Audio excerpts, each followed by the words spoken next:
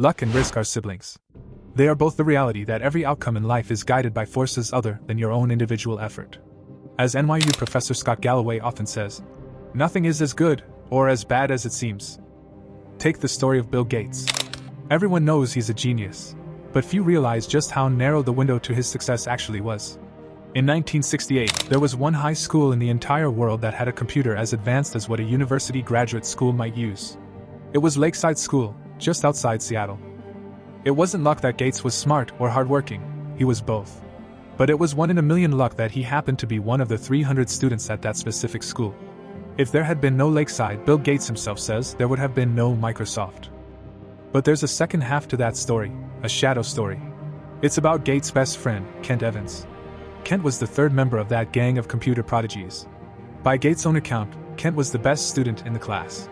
He had the same ambition, the same business mind, and the same obsession with the school's computer. They spent their nights scheming about becoming CEOs or ambassadors together. But while Bill Gates hit the 1 in a million jackpot of luck, Kent Evans hit the 1 in a million jackpot of risk. Kent died in a mountaineering accident before he ever graduated high school. Every year, there are roughly 3 dozen mountaineering deaths in the US. The odds of being killed on a mountain in high school are about 1 in a million. Both boys were equally skilled, equally driven, and playing the same game.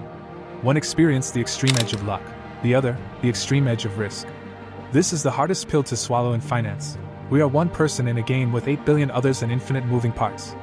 The accidental impact of things outside our control can be more consequential than the actions we take.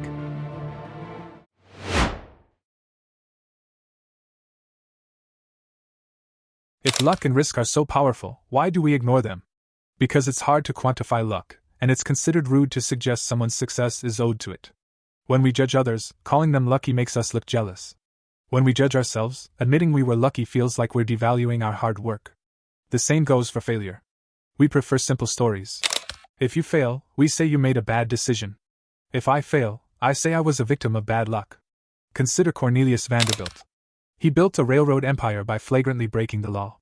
Today, we call him a scrappy visionary because it worked. But if the courts had shut him down early, we'd call him a common criminal. The line between inspiringly bold and foolishly reckless is often only a millimeter thick, and usually only visible in hindsight. Look at Mark Zuckerberg. He's called a genius for turning down $1 billion offer for Facebook in 2006. He saw the future. But look at Yahoo, which turned down its own buyout offer from Microsoft. We call them fools. What's the lesson for an entrepreneur? It's almost impossible to tell, because we don't know how much of those outcomes were repeatable skill versus a flip of the coin. This is why success is a lousy teacher. It seduces smart people into thinking they can't lose. So, how do we navigate a world where luck and risk rule the outcomes? First, stop obsessing over extreme examples, the billionaires and the massive bankruptcies. The more extreme the outcome, the more likely it was influenced by extreme luck or risk. You can't replicate 1 in a million events. Instead, look for broad patterns. If you find a strategy that works for thousands of people across different decades, that is something you can use. Finally, be kind to yourself. When things go well, realize you aren't invincible. But when you fail, realize it might just be the unforgiving reality of risk.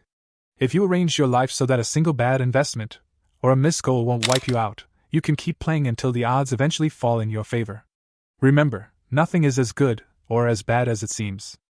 If you like this video, share it and subscribe to not miss out on your financial success.